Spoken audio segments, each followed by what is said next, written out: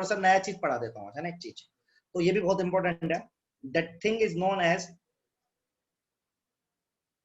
Reaction quotient. सुनना बेटा, ये क्यों होता है इसको समझना है, यहां से सवाल कई बार आता है और ये आपको यूज भी आएगा 12th में। तो देखो, आपको मैंने क्या पढ़ाया, कोई भी जनरल रिएक्शन होती है बेटा, कोई भी जनरल रिएक्शन आपको मैंने ऐसे लिखा है ना, कोई भी जनरल रिएक्शन ऐसी होती है, a of a, b of b, c of c, d of d. अच्छा, सबको केसी लिखना आता है क्या इसका, है ना, सबको केसी लिखना आता होगा। क्या होता है, प्रोडक्ट की concentration raise to the power their stoichiometry, reactant की concentration raise to the power their stoichiometry. अच्छा मेरी बात सुनना, ये कंसंट्रेशन किस टाइम पे लेते हो आप बताओ, ये कंसंट्रेशन वैल्यू किस टाइम पे पुट करते हो, जब इक्विलिब्रियम आ रखा होता है तभी पुट करते हो ना। तो कंसंट्रेशन कब की है, जब इक्विलिब्रियम आएगा उस समय की कंसंट्रेशन है कि नहीं है। अरे रिएक्शन स्टार्ट होने के पहले की नहीं है, कंसंट्रेशन तो सेम ही रहती है। नहीं बेटा, सेम का रहती है, डिक्रीज नहीं होगी रिएक्टेंट की प्रोडक्ट की बढ़ी, ऐसे तो कराया देखो H2 प्लस I2, देख लड़के भूल गया तू, तो मान लो मैंने ऐसे बताया था A और B तो इनिशियल थी, फिर ऐसे नहीं करेगा A minus x, B minus x. ठीक है, हाँ ठीक है सर, डिक्रीज होती है। हाँ, तो किस टाइम की कंसंट्रेशन पुट करते हो केसी या केपी में, जब इक्विलिब्रियम आ रखा होता है। मान लो मैं रैंडम किसी भी टाइम की कंसंट्रेशन पुट कर दूं, रैंडम किसी भी टाइम की कंसंट्रेशन पुट कर दूं, तो जो क्वांटिटी आती है ना, that quantity is known as reaction quotient. समझ रहे हो कि नहीं समझ रहे हो। देखो कंसंट्रेशन यदि आप टी टाइम की पुट करोगे तो क्या हो जाएगा, आपका केसी आ जाएगा, के आ जाएगा, और आप किसी भी टाइम की पुट करोगे तो क्यू आ जाएगा। अब 3 केस बनते हैं देखो।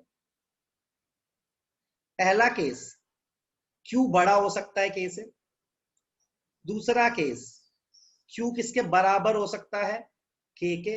तीसरा केस, क्यू छोटा हो सकता है के से। अब देखो इसका तो सबको पता है, क्यू बराबर है के, इसका मतलब क्या है, इक्विलिब्रियम आ गया। अब बाकी दोनों में देख रहे हैं कि रिएक्शन किधर चल रही होगी, फॉरवर्ड या बैकवर्ड। ध्यान से सुनो मेरी बात, मैं आपको पहले बता चुका हूं हर रिएक्शन में इक्विलिब्रियम आता ही आता है, हर रिएक्शन में इक्विलिब्रियम आता रहता है, वो स्टेबल स्टेट है।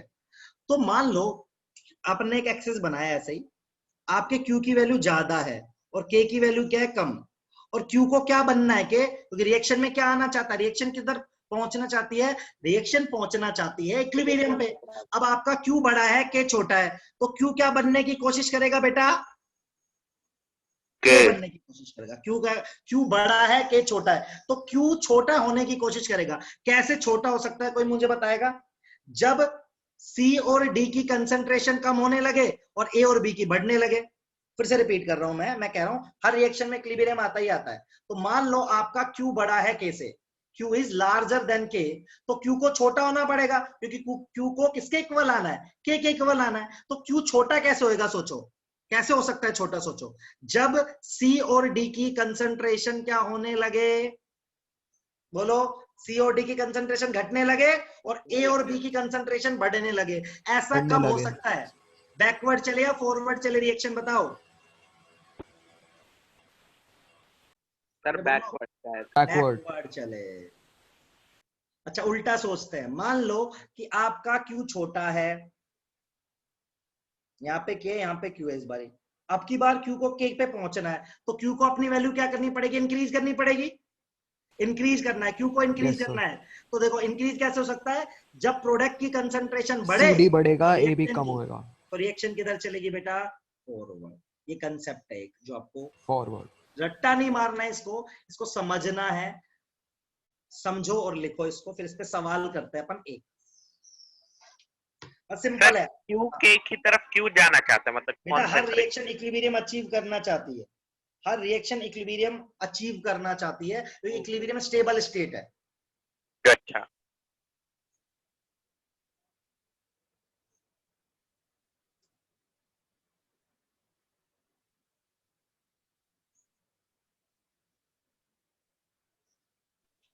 सर। हाँ जी बेटा। सर ये जो बैकवर्ड और फॉरवर्ड वाला है, ये समझ नहीं आया। हाँ मैं फिर से बताता हूँ, सुन लो, देखिए ऐसा है, मेरी बात सुनना, हर रिएक्शन में इक्विलिब्रियम आएगा, ठीक है बेटा। अब मान ले पहला केस तूने बोला क्यू बड़ा है के से, Q की वैल्यू किससे बड़ा है बेटा? K से। तो Q को किसके बराबर आना है? K के। तो खुद सोच, ऐसे बना ले, मेरी तरह समझ में आएगा कि Q की वैल्यू ज्यादा है, K की वैल्यू छोटी है, तो Q को डिक्रीज करना पड़ेगा बेटा। Yes sir. डिक्रीज कैसे हो सकता है? सोच Q, जब तेरा C और D घटने लगे, A और B बढ़ने लगे। Yes sir. ऐसा कब होगा रिएक्शन में? सोच, जब रिएक्शन किधर चलेगी? पीछे की तरफ ना, तभी तो C और D खत्म होंगे और A और B बनने लगेंगे। ओके सर, अब आ गया। और अब तू थर्ड वाला केस भी समझ जाए।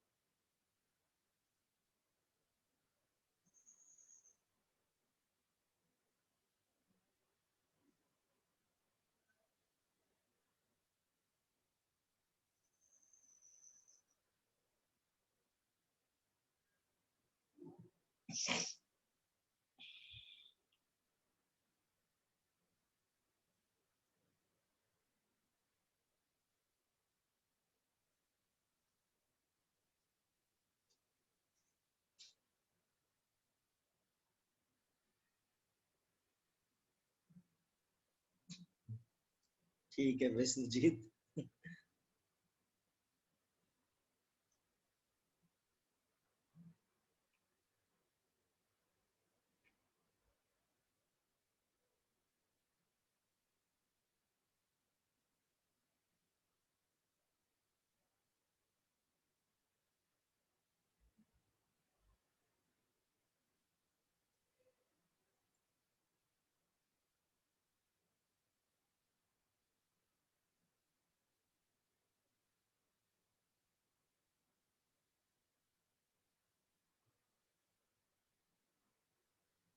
डन इतना? बेटा ये लिखने का छोटा है, इसको समझना अच्छे से। इस पे सवाल आता है, मैं भी बताऊंगा कैसा सवाल आता है। अभी लिख रहा हूँ। हाँ लिख लो आराम से, कोई।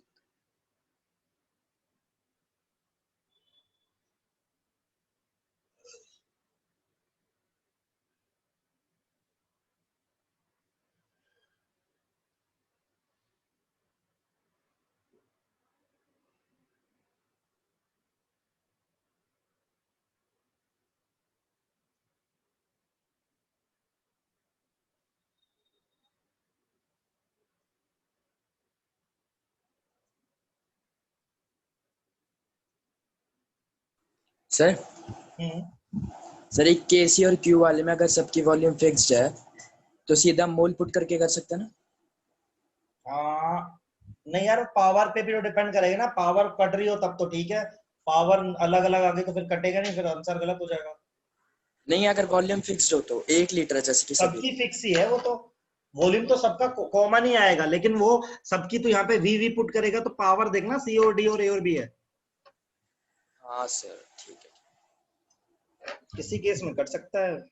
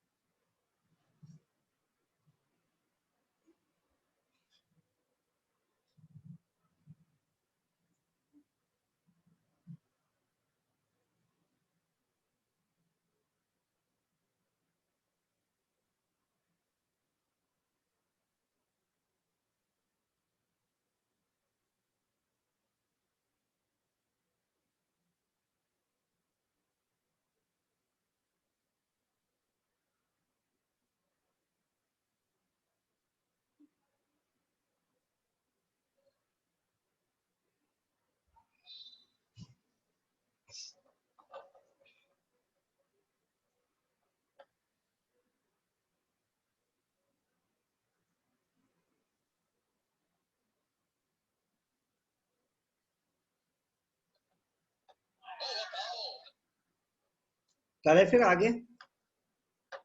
हाँ चल, यस सर। इस पे एक सवाल है, बहुत सही सा सवाल लगता है मुझे, ये सवाल मैं आपको देता हूँ, आप इसको ट्राई करेंगे। Question is for the reaction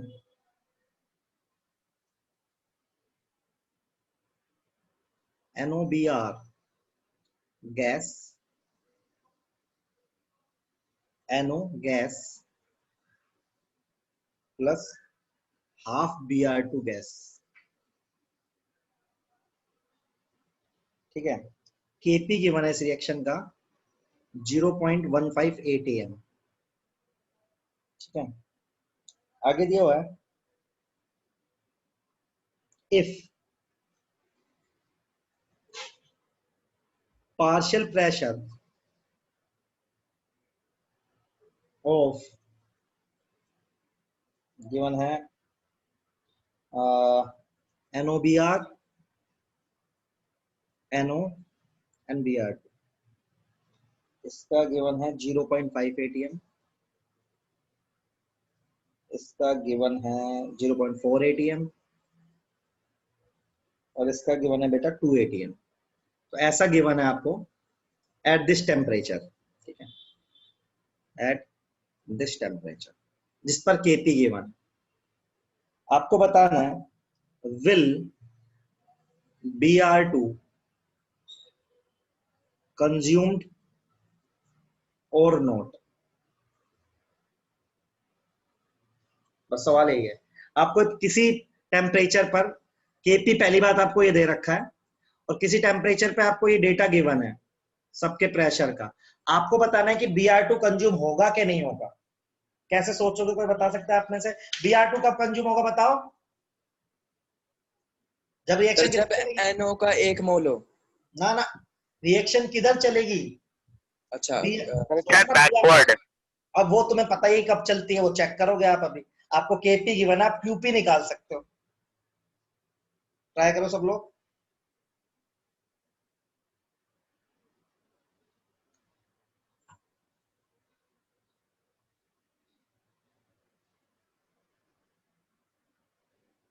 yes या नो में आंसर करना है आपको।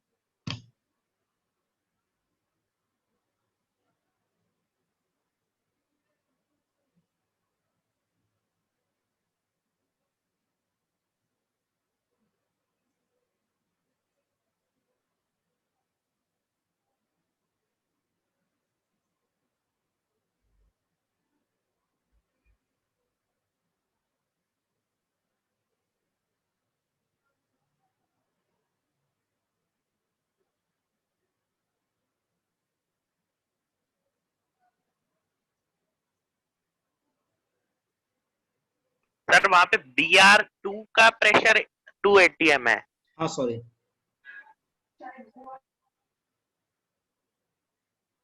तो Qp निकालो।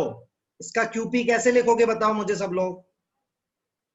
कैसा होगा? Pressure of NO into pressure of Br2 की power half divided by pressure of NOBr।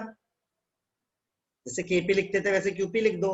इसकी वैल्यू और इसकी वैल्यू को कंपेयर कर लो बस, ज्यादा बस एग्जैक्ट वैल्यू मत निकालो, आसपास ही सोच लो।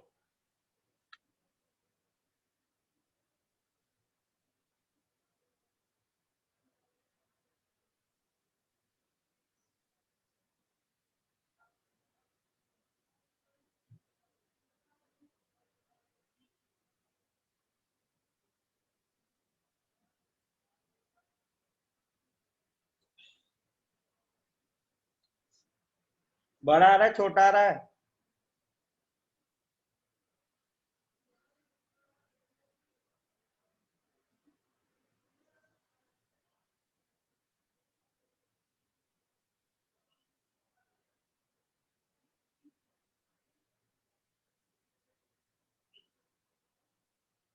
सर बड़ा आ रहा है लगभग। तो बड़ा आ रहा है तो फिर तो बस सीधा लिख दो यस। मैं भी निकाल लेता हूँ। हाँ तो QP ग्रेटर देन KP आ रहा है तो मतलब बैकवर्ड जाएगी रिएक्शन हाँ जी बेटा, और BR कंज्यूम होएगा। ये आ रहा है 0.4 इंटू √2 के वैल्यू थे 1.414, लगभग 0.28 आ रहा है इसका आंसर। तो फिर क्यू बड़ा आ रहा है कैसे? बिल्कुल सही बात है, तो लिख दो यस बस, सही है।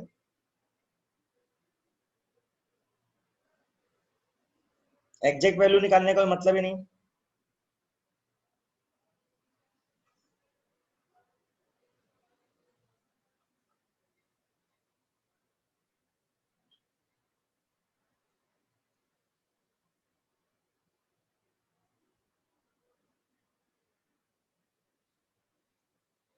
डन? या तरीका समझ में आएगा सबको? कुछ नहीं करना था।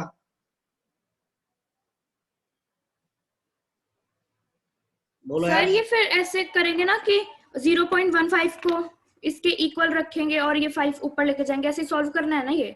हाँ मतलब तूने क्यूपी की वैल्यू निकालनी है लड़की, क्यूपी और हाँ। केपी गिवन है तो चेक करना है क्यू तेरा बड़ा आएगा के से, तभी रिएक्शन तो बैकवर्ड जाएगी और तभी Br2 कंज्यूम होगा। तो तुम्हें जस्ट ये चेक करना है कि क्यू की वैल्यू बड़ी आ रही है क्या के से, बस। ठीक है सर। सर हाँ सर यहाँ पे ये प्रेशर दे रखा है, अगर नहीं दे रखा होगा तो फिर तब वही तो कुछ बोल ही नहीं सकते थे, देना तो पड़ेगा ना, क्यूपी निकालेंगे कैसे? सर ये फिर इक्विलिब्रियम पे दे रखा है कि क्या दे रखा है सर ये प्रेशर? इक्विलिब्रियम पे नहीं दे रखा, मैंने कब बोला इक्विलिब्रियम? में कहा पार्शियल प्रेशर है, तो ऐसे ही इक्विलिब्रियम पे नहीं है। इक्विलिब्रियम पे होता तो फिर तो के इक्विलिब्रियम पे नहीं है ये सब कुछ, इक्विलिब्रियम पे नहीं है तभी तो देख रहे हैं। इक्विलिब्रियम पे होता तो फिर रिएक्शन फॉरवर्ड बैकवर्ड थोड़ा ना जाती, तो इक्वल जाती, वो जितनी फॉरवर्ड जा रही है उतनी बैकवर्ड जाती।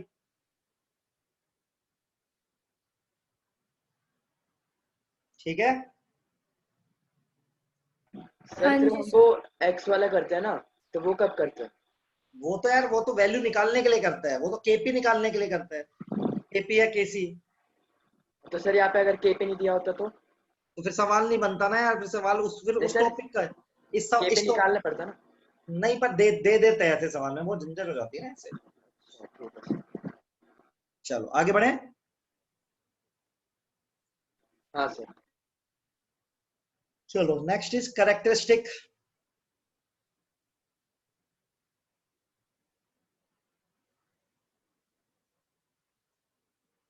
Of equilibrium constant.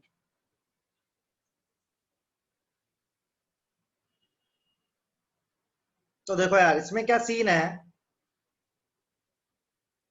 तो पहली बात आपको पता होनी चाहिए, याद रखना, के विल डिपेंड अपॉन, बहुत इंपॉर्टेंट है, अपॉन टेम्परेचर ओनली। अब बोलोगे सर कैसे, वो बाद में बताऊंगा, लेकिन आप में से कितने दिमाग में ये तो नहीं कि कंसंट्रेशन पर तो डिपेंड नहीं करेगा। मैंने आपको बताया था रेशो है कंसंट्रेशन का, ना प्रेशर पे डिपेंड करता है ना कंसंट्रेशन पे डिपेंड करता है। किस पे डिपेंड करता है? खाली के, याद रखना सब किस पे डिपेंड करता है? टेम्परेचर पे, या के डिपेंड्स अपॉन स्टोइकियोमेट्री।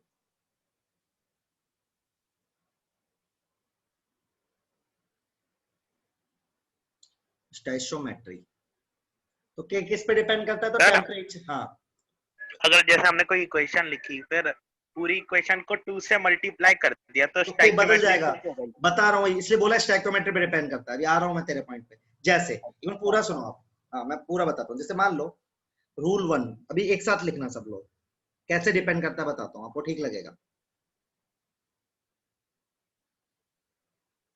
जैसे मान लो एक रिएक्शन जा रही है ए से बी, है ना, और एक रिएक्शन जा रही है बी से सी, और एक रिएक्शन जा रही है ए से सी तक। तो देखो ये रिएक्शन फर्स्ट है, रिएक्शन सेकंड है, इसका मान लो K1 दे रखा है इक्विलिब्रियम कांस्टेंट, इसका K2 दे रखा है, इसका K3 है। K1 की वैल्यू क्या, कोई बताएगा मुझे? ऐसे जनरल एग्जांपल लिया है। K2 वैल्यू क्या होगी, कोई बताएगा मुझे? K3 की वैल्यू क्या होगी? अब आप एक ध्यान से देखो, यदि मैं, ये फर्स्ट रिएक्शन है, ये सेकंड रिएक्शन है, इफ आई ऐड फर्स्ट और सेकंड रिएक्शन, यदि मैं फर्स्ट और सेकंड रिएक्शन को ऐड कर दूं बेटा, तो क्या बन जाएगा, कोई बताएगा मुझे? ऐड कर बेटा, अरे बोलो। दोनों को ऐड करने से कौन सी रिएक्शन बन गई? थर्ड ना? कर सकते हैं। थर्ड। हाँ, रिएक्टेंट को रिएक्टेंट से, प्रोडक्ट को प्रोडक्ट को ऐड कर रहे हैं ना बेटा। तो आप देखो, यदि आप देखोगे K3, हाँ कर सकते हैं बेटा, तो K3 है, राइट। अब वो देखो आप K1 इंटू K2 आ रहा है, तो यदि आप रिएक्शंस को ऐड करते हैं तो उनके K मल्टीप्लाई हो जाते हैं। अब देख सकते हो ना, K3 इंटू इसको मल्टीप्लाई करो, K3 आ रहा है, देखो। तो मान लो 10 रिएक्शन है, हाँ, तो 10 रिएक्शन है, उनको ऐड करने से 11वीं रिएक्शन बनी। तो जो 11वीं रिएक्शन का K रहेगा ना, वो क्या रहेगा? सबके K का मल्टीप्लाई। पहला रूल समझ में आया? अभी लिखना मत, एक साथ लिखना। पहला रूल समझ में आया कि नहीं आया सबको? सर हम ऐसे ऐड कैसे कर सकते हैं? बेटा कर सकते हैं, थियोरेटिकली ऐड कर रहे हैं ना। एक रिएक्शन को दूसरी रिएक्शन में बेटा ऐड सच में नहीं कर रहे, वही तो बात है। ये रिएक्शन है, मैं कह रहा हूं इन दोनों को ऐड करने से तीसरा बन रही है, तब थियोरेटिकली बेटा, पेपर पे, ऐसे सच में नहीं कर रहे, प्रैक्टिकली। ठीक है? अच्छा, इसके बाद सुनो, रूल 2 सुनो। रूल 2 क्या है? जैसे मान लो अभी जो तुम कह रहे थे बेटा, एक रिएक्शन है A से B जा रही है ना, तो उसका मान लो K1 है। K1 कितना है? ये। अब आपने उसे किसी नंबर से मल्टीप्लाई कर दिया, 2 से, हाफ से, किसी से भी, तो मान लो आपने उसको n से मल्टीप्लाई कर दिया, n कुछ भी हो सकता है। अच्छा, तो इस रिएक्शन का K2 क्या आएगा, कोई बताएगा मुझे? देखो ये आएगा, तो देखो आप बोलोगे ना, एक रिएक्शन आपने उसको उस रिएक्शन को किसी नंबर से मल्टीप्लाई किया, तो उसका K क्या हो जाएगा? देखो उसकी पावर में आ जाएगा वो। आप देख सकते हो क्या सब लोग? K1 K2 को कंपेयर करो, दिखेगा आपको? अरे दिखा के नहीं दिखा? यदि आप किसी रिएक्शन को किसी भी चीज से मल्टीप्लाई करते हो तो उसके K की पावर बन जाती है वो। ऐसे मैं इसको 2 से मल्टीप्लाई करता तो K2 क्या आ जाता? K1 का स्क्वायर। क्लियर है क्या? हाँ सर। दिख भी रहा होगा, देखो आप। एक और रूल है छोटा सा, तीसरा रूल, फिर आप लिख सकते हैं। ऐसे स्टैइक्योमेट्री पे डिपेंड करता है। मान लो एक रिएक्शन है, A से B जा रही है, आपने इसको उल्टा कर दिया, रिएक्शन को क्या कर दिया? रिवर्स। देखो मान लो इसका K2 है, तो इसका K1 क्या है देखो सब लोग, और इसका K2 क्या है देखो सब लोग।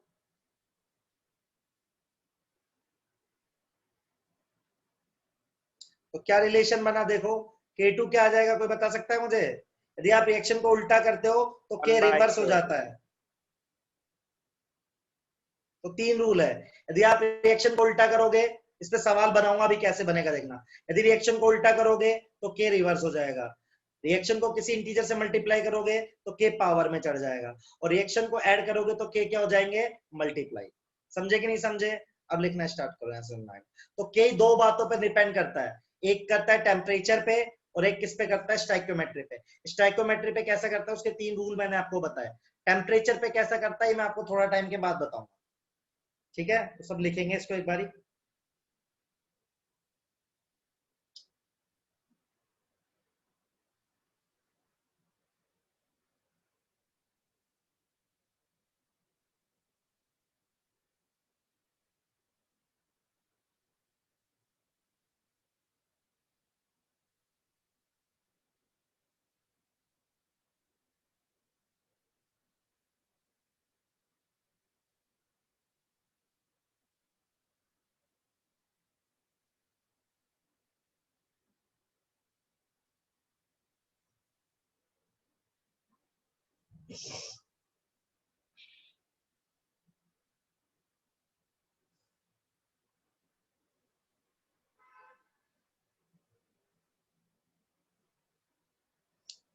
मुझे बताते जाना, मैं नेक्स्ट करता जाऊंगा बेटा।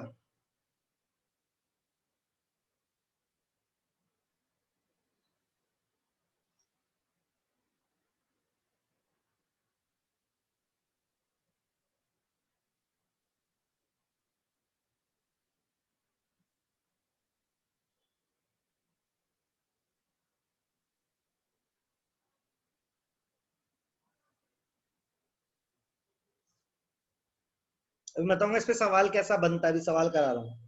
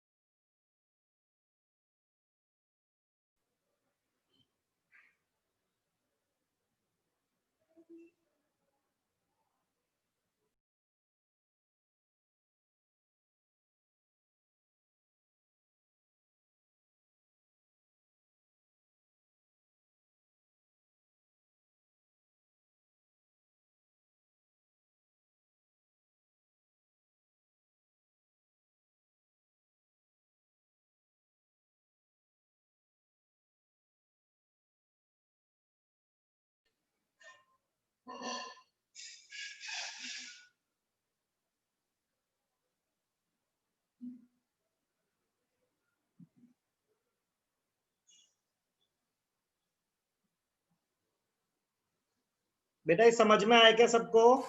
सर ये कैसे आया एक बार, वो K3 equal to K1 into K2? देख मल्टीप्लाई करना K1 K2 को, तेरी कॉपी में मल्टीप्लाई करके देख, अपने आप दिखेगा, B से B कट जाएगा ना, करके तो देख। हाँ हाँ ठीक है।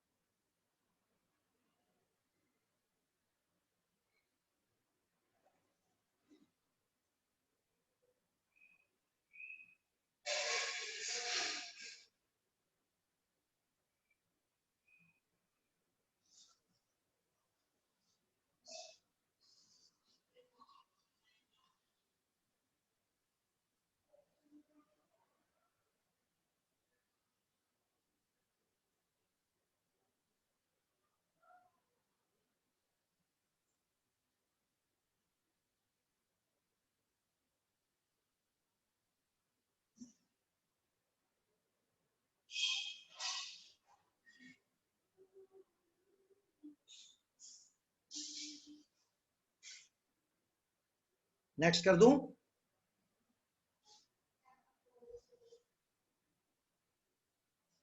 बेटा जहां हाँ समझ में आएगा सर। फिर से पूछना, फिर से एक्सप्लेन कर दूंगा।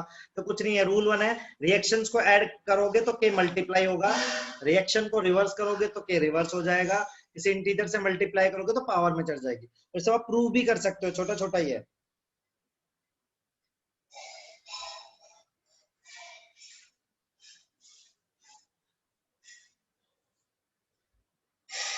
सर एक बार रूल 2 दिखा देना। रूल 2 यही है बेटा, रूल 1 दिखाऊं या रूल 2? ठीक है सर, ठीक है।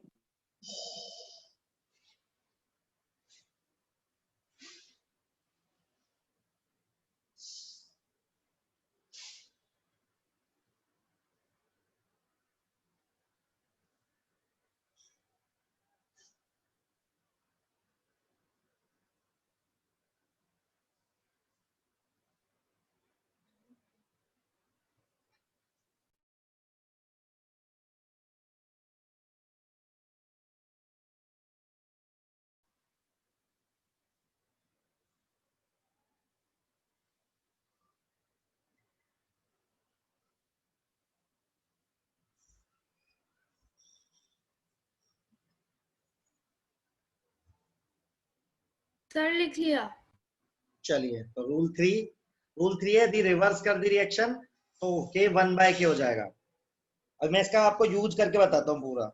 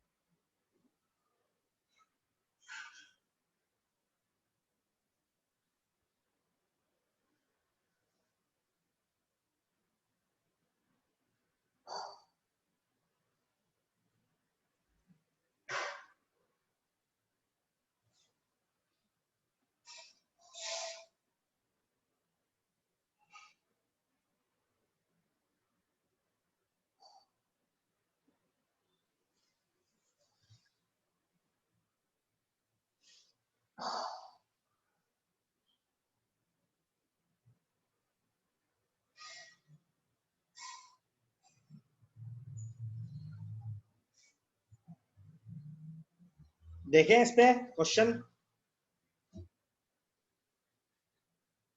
हाँ सर। चलो अब देखो इस पे कैसे सवाल, इसके सवाल बहुत ज्यादा फेमस है। एक सवाल इसका मैं कर रहा हूं, आपको समझना है सिर्फ कैसे कैसे हो रहा है, ठीक है। फिर एक सवाल आपको करना है। एक सवाल दे रखा है मुझे कि ट्वाइस ऑफ एनओ, सब लोग ध्यान से देखना, N2 प्लस O2, इसका मान लो K1 दे रखा है इक्विलिब्रियम कांस्टेंट। दूसरे का NO plus half Br2 giving NOBr, इसका K2 दे रखा है। और एक रिएक्शन है half N2 plus half O2 plus half Br2, है ना बेटा। इससे बन रहा है NOBr। अब सॉरी,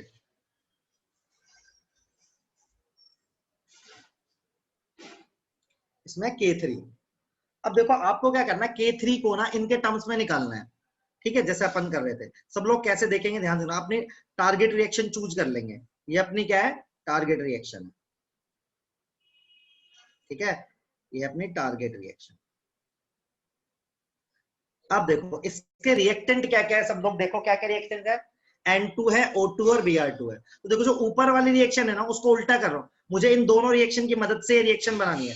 जो मेरी टारगेट रिएक्शन है उसको मुझे ऊपर वाली दोनों रिएक्शन से कैसे भी करके बनाना है। तो देखो मैंने देखा कि मेरे को चाहिए N2 और O2 चाहिए रिएक्टेंट साइड, लेकिन पहली रिएक्शन तो प्रोडक्ट साइड है, तो पहली रिएक्शन को उल्टा कर रहा हूं बेटा मैं। सब लोग ध्यान से देखना। तो 1/K1 हो जाएगा।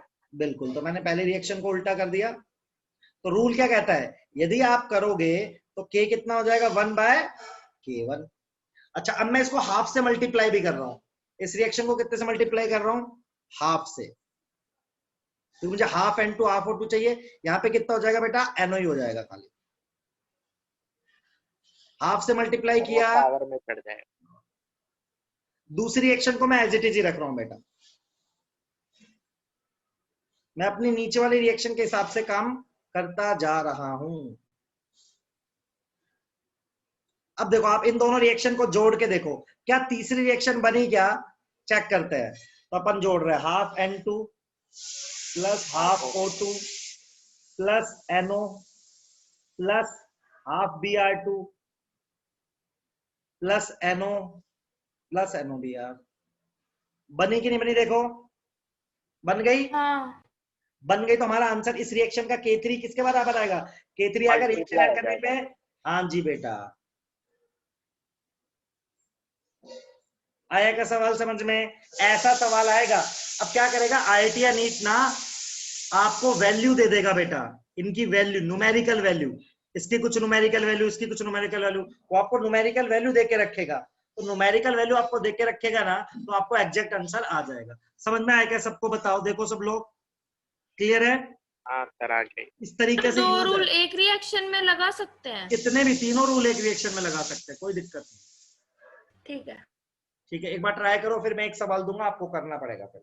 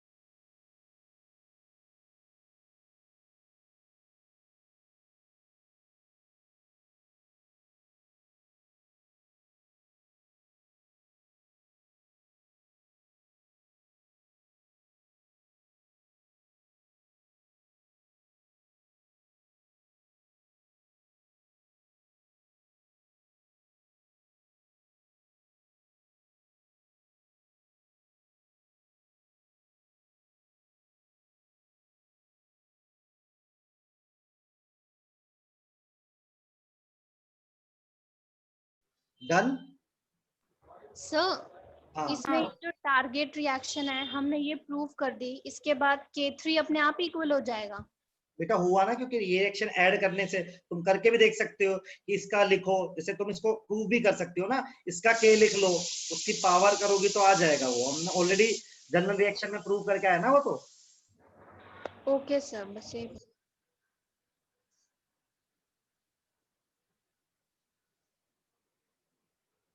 हाँ सर हो गया। सवाल दूं फिर इस पे एक? हाँ चलो इसको ट्राई करो। चलो तो एक सवाल आप इस पे ट्राई करेंगे, बढ़िया सा सवाल है। तो आईआईटी में जब सवाल आएगा आपके कहीं पे भी आएगा तो वैल्यूज आएंगी। मैं वैल्यूज नहीं दे रहा अभी, ठीक है, मैं खाली के में ही करवा रहा हूं आपसे। इसका K1 मान लेंगे, इसकी वैल्यू अपन नहीं ले रहे। जैसे twice of H2O, twice of H2 plus O2, इसका K2 है बेटा। और हमारे पास एक रिएक्शन है twice of CO plus O2 giving twice of CO। तो आप सॉरी, आपको मुझे बताना है K3 in the terms of K1 K2। तो मैं रिएक्शन चेक कर लेता हूँ, गड़बड़ तो नहीं है। H2 plus CO2, H2O plus CO, twice of H2O giving twice of H2 plus O2, twice of CO plus O2 से twice of CO2। हाँ, तो आपको K3 बताना in the terms of K1 and K2। Try करिए।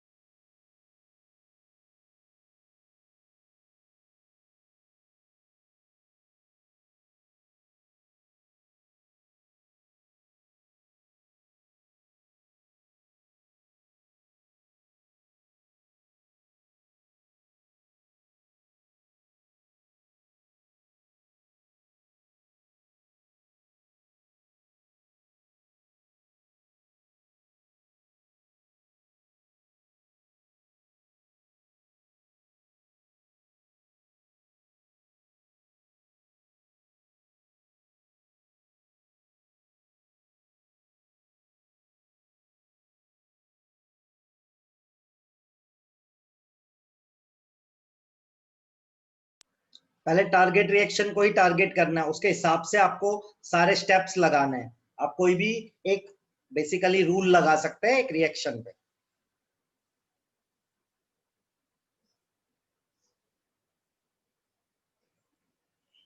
Sir add करने पे K multiply होता है ना? हाँ जी बेटा, ऐड पर K मल्टीप्लाई होता है, मल्टीप्लाई करने पे K की पावर में जाता है, रिवर्स करने पे K रिवर्स हो जाता है।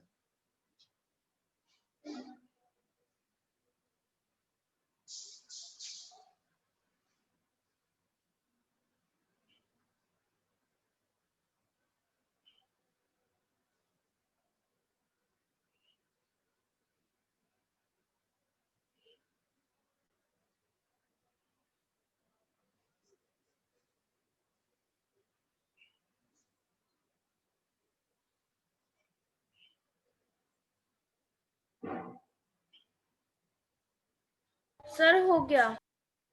आंसर क्या आया? 1/k का whole square plus 1/k2। Plus कैसे आ गया लड़की? तो मल्टीप्लाई होगा आएगा। ना, प्लस तो कभी आ ही नहीं सकता। हाँ तो फिर इनटू 1/K1 का स्क्वायर इंटू K2 ना। हाँ हम्म,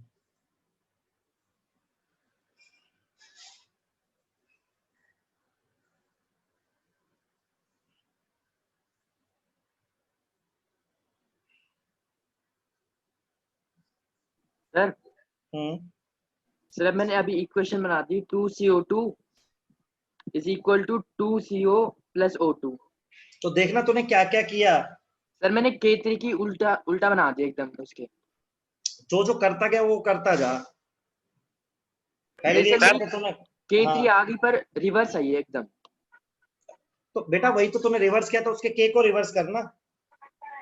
ठीक सर है आंसर है 1/K1 की पावर स्क्वायर और इंटू 1/K2। हाँ हाँ सर सेम यही आ रहा। तो सही है। बाकी लोग सब लोग निकालो यार।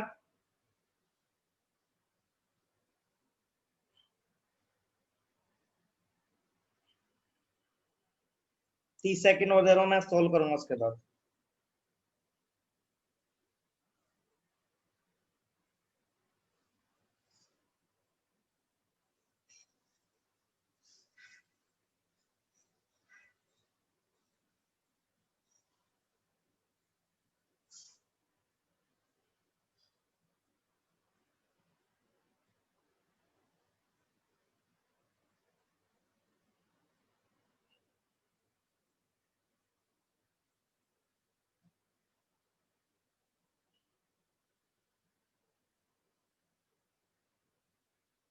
तो टारगेट रिएक्शन अगेन पकड़ लो, ये वाली है।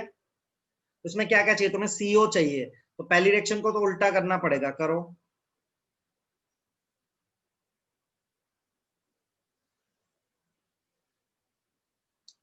तो इसका 1/K1 हो जाएगा, उसको 2 से मल्टीप्लाई करना पड़ेगा क्योंकि 2CO चाहिए। और यहाँ देखते रहो, कर दो पूरी रिएक्शन को 2 से मल्टीप्लाई, तो इसकी K1 का स्क्वायर हो जाएगा। और क्या चाहिए? बाकी तो कुछ चाहिए नहीं, बाकी है हम पे। नहीं, हमें सेकंड रिएक्शन को भी उल्टा करना पड़ेगा क्योंकि O2 चाहिए, तो सेकंड रिएक्शन को उल्टा कर दो।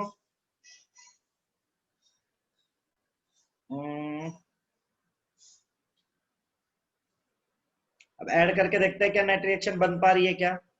Twice of CO plus twice of H2O plus twice of H2 plus O2 giving twice of H2 plus twice of CO2 plus twice of H2O। देखते हैं क्या क्या कैंसिल आउट हो रहा है।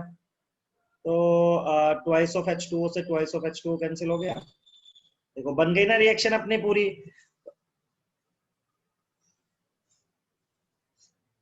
करेक्टेड हो गया आप मुझसे? हर बार होता है मेरे साथ हाँ सर ये, हर बार मैं हर क्लास में एक बार जरूर होता है, पता नहीं क्या है ये रुकना पड़ेगा थोड़ी देर आपको।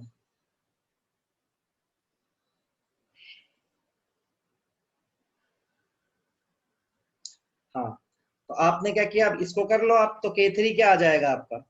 1/K1 का स्क्वायर इंटू 1/। कर लोगे ऐसा सवाल? हाँ सर कर लिया। एक्सक्यूज आया? मी सर। हाँ बोलो बेटा। सर अगर ये जो दोनों रिएक्शन है, अगर हम इन्हें हाँ। स्टार्टिंग में इनका इन्वर्स ना करें और जो एंड में आए उसका इन्वर्स कर दें, तो भी आंसर सेम ही रहेगा बेटा। हाँ तो मतलब मैंने वैसे किया तो ठीक है चलेगा, ना। वो एक ही बात हो गई। तुमने इनिशियली दोनों को ऐड कर दिया होगा, फिर एंड वाली रिएक्शन को रिवर्स कर दिया होगा ना। Yes sir. आंसर नहीं बदलेगा उससे। सही है वो भी, कुछ भी गलती नहीं है उसमें। मैं भी यही पूछ रहा था सर। अच्छा सही है, वो भी कर सकते हो। हाँ ऑपरेशन लगा सकते हो कोई सा भी, कोई दिक्कत नहीं। चलो इतना हो गया सबका। चलो थोड़ा सा और पढ़ दें या फिर लाइट लें अभी? सर हाँ सर यहाँ पे K3 लिखा है 1/K2 का स्क्वायर। नहीं, 1/K1 का स्क्वायर इंटू 1/K2 हाँ लिखा सर है ना। वही स्क्वायर जो है ना, अगर हम उसे ऊपर ले जाए तो -2 नहीं हो जाएगा पावर? हाँ ऐसे भी लिख सकता है। तो सर फिर स्टोइशियोमेट्री में तो -2 लगा ही नहीं सकते। -2 तो यार, वो तो एक्चुअली -2 नहीं ना, स्टोइकियोमेट्री थोड़ा ना ही है अभी ये। वो तो तूने लिखा है, नहीं तो है तो एग्जैक्टली ऐसा ना बेटा। स्टोइकियोमेट्री थोड़ा ना, इसके अंदर जो वैल्यू लिखेगा वो होगी स्टोइकियोमेट्री। तो ये होगा जब इसका K3 लिखेगा तो ऐसा, समझा? इसकी पावर तो कुछ भी लगा सकता हूँ। -2 थोड़ी ना लिख सकते, वरना वो तो स्टाइकियोमेट्री बदल जाएगी। अरे वो तो लिख तो सकते ही ना 1/K2, उसमें क्या दिक्कत है? K तो कोई कांस्टेंट होगा ना बेटा, वैल्यू होगी कोई 5, 10, 15, 20 कुछ तो वैल्यू होगी। हाँ तो उसको तो लिख सकता हूँ। अच्छा, चलो एक चीज छोटी सी और पढ़ाएंगे आप, हम अगली क्लासेस को कंटिन्यू भी करेंगे, that is known as degree of dissociation.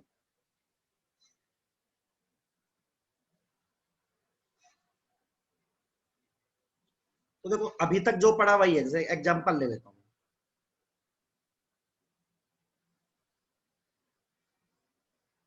आपको बताया मैंने, ऐसे बताया था कि टी बराबर 0 मान लो, इसको ए ले लो आप, तो 0 0 लेते थे, फिर क्या करते थे, कोई बताएगा आप मुझे? एक्स घटाते थे इसमें से, तो हमें भी कितना बनाते थे, एक्स और एक्स बनाते थे कि नहीं बनाते थे, बताओ। ऐसा किया है सब लोगों ने अभी तक? हाँ। अब यहाँ पे मैं थोड़ा सा चेंज ला रहा हूँ, बस आप एक क्वांटिटी डिफाइन कर रहे हो, that is known as alpha. इसको बोलते हैं डिग्री ऑफ डिसोसिएशन। कुछ भी नहीं होता बेटा, सेम ही है। आप ये दो कितना टूटा एक्स, कितना टूटा भाई एक्स टूटा, टोटल कितना लिया था ए, और अल्फा ऐसे डिफाइन कर देता है कि आपने टोटल ए लिया था, कितना डिसोसिएट हुआ एक्स। तो ये कुछ नहीं मतलब होता, कितना पार्ट डिसोसिएट, हुआ। हाँ जी, डिसोसिएटेड डिवाइडेड बाय क्या है, टोटल। अब कुछ नहीं होता, बस ये इक्वेशन हमारी ऐसे बदल जाएगी। ए माइनस इसको क्या लिख सकते हो आप, ए अल्फा, इसको भी क्या लिख सकते हो आप, ए अल्फा और ए अल्फा, है कि नहीं है? अरे बोलो। हाँ। सही है। अब मेरे लिए काम करके बता दो, फिर क्लास से चले जाना। इसका केपी निकाल के बता दो, ये आईआईटी में सवाल आ चुका है। इसका केपी निकाल के बताओ in the terms of alpha. अभी आप ये यूज करोगे, ठीक है? केपी निकालने का तरीका पता है सबको? टोटल मोल निकाल के, पार्शियल प्रेशर निकाल के, आता है? अरे आता है क्या? टोटल मोल निकाल लो। अरे आता है कि नहीं आता? हाँ। तो सब लोग एक बार ट्राई करेंगे केपी निकालने का, देखो कितने लोग का सही आ जाता है। तो टोटल मोल आ जाएगा हमारे पास a plus a alpha, that is will be a equals to 1 plus alpha. सबका पार्शियल प्रेशर निकालो और केपी की इक्वेशन निकाल के बता दो, बस आज की क्लास में इतना ही है।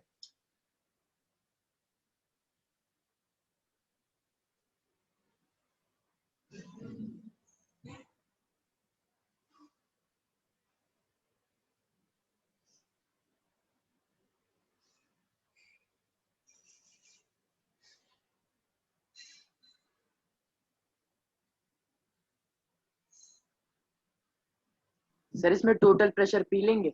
हाँ टोटल प्रेशर पी ले लो बेटा।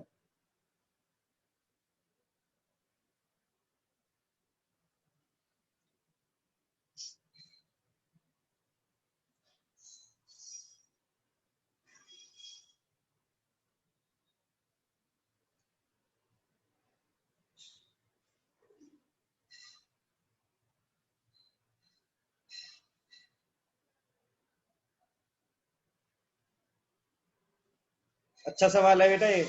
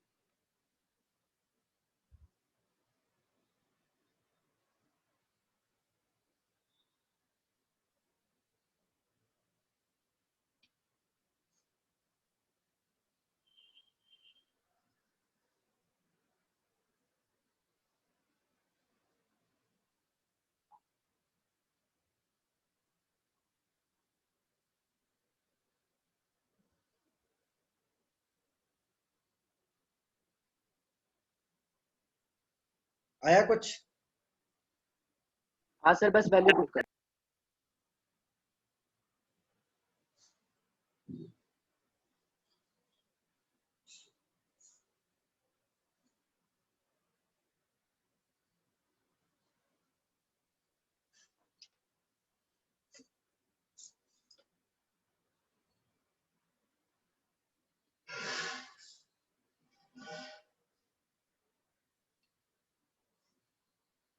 सर आ गया पी टोटल और ए अल्फा के टर्म्स में। क्या है बताना आंसर?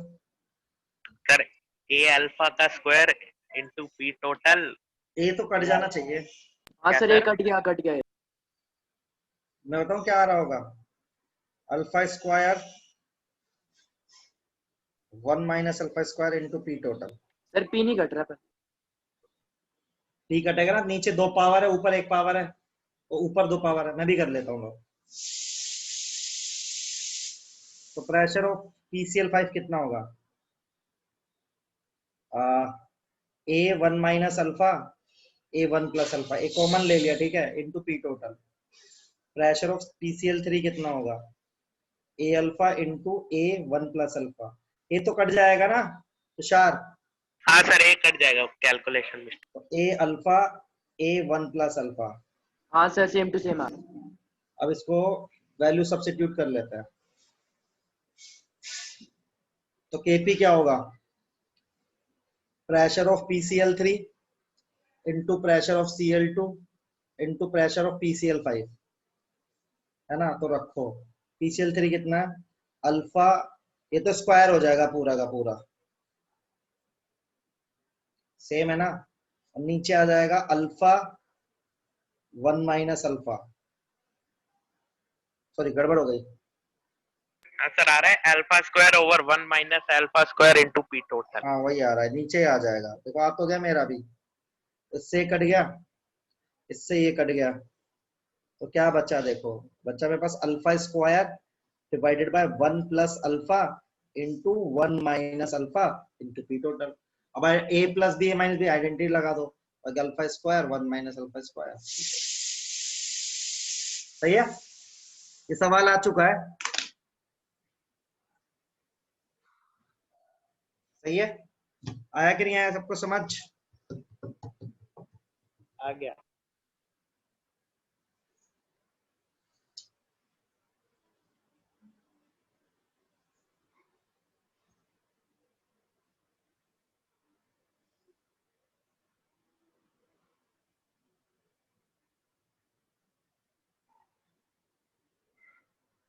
चलो फिर आज के लिए इतना ही रखेंगे।